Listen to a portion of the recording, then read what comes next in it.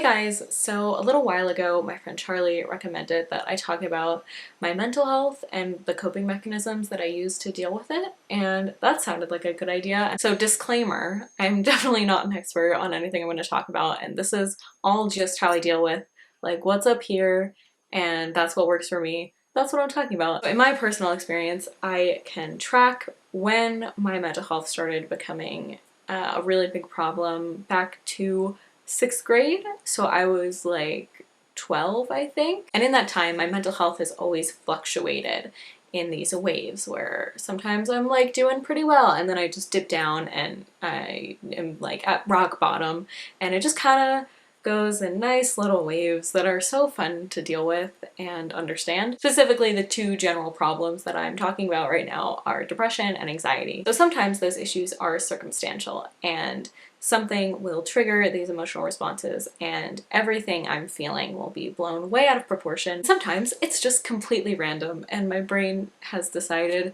this is gonna be a really bad day or week or month. This year so far, I noticed my mental health being a lot better, like significantly improved around March, and that lasted for a few months. That was after I'd come out of like a really deep and long depressive episode, which started around August of last year, so it was extremely noticeable that I would just wake up in the morning and not feel this super heavy weight of depression and anxiety. During this time, because I was feeling really good mental health-wise, I decided to come up with some ways to deal with things when my depression and anxiety do start to tip off a little bit. And I'm noticing right now my mental health is starting to dip again, which is not fun. So it sounds like a good idea to just review some of these things and share them with you guys. So that's what we're gonna do. So the first thing I came up with to help myself deal with all these emotions and thoughts and just unpleasant stuff going on up here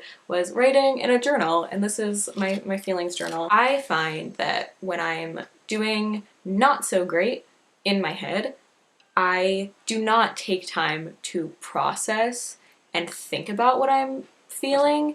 It just runs in circles in my head and I can't really kind of catch it to evaluate it. So when I'm writing, my hand physically can't move as fast as everything going on up here. So taking the time to write out words helps me really think about what I'm feeling and evaluate it and understand it better, which just generally makes me feel like I can work through what I'm dealing with. And doing this also helps me process my feelings that I might have about other people before I approach them about it, to understand if they're fair feelings, because sometimes stuff happens in your brain and it makes you feel things that are not necessarily fair to other people.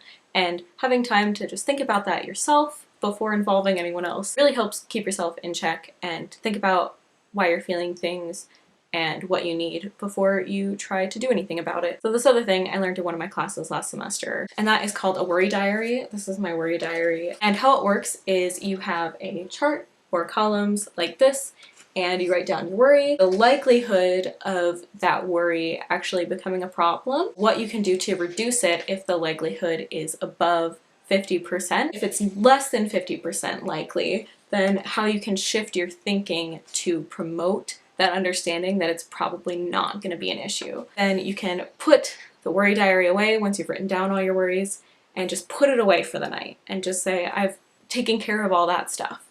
I've thought about ways to reduce the likelihood of those things happening, and I have shifted the way that I'm thinking about things. And it's not like you're gonna feel all better after you do that, but it does make you feel more resolved, which is usually what I want when I'm anxious. I also discovered last semester that I feel a lot better when I write poetry about how I feel, which is super pretentious. But I've always been a person who connects with words and language, and it won't make me feel completely better about whatever I'm dealing with, but it does just help me get some thoughts out in the same way that my journal does, but it requires way more thought because you have to craft it as a poem, which is helpful and also a little bit distracting. Also, it's just nice to feel something productive coming out of a negative experience. Yeah, I can be really depressed or really anxious, but I got this cool poem out of it. You can use art or music or whatever it is that you do, like there is some outlet that you can use to kind of give yourself that productive outcome. I spoke to my friend about some stuff that I was dealing with,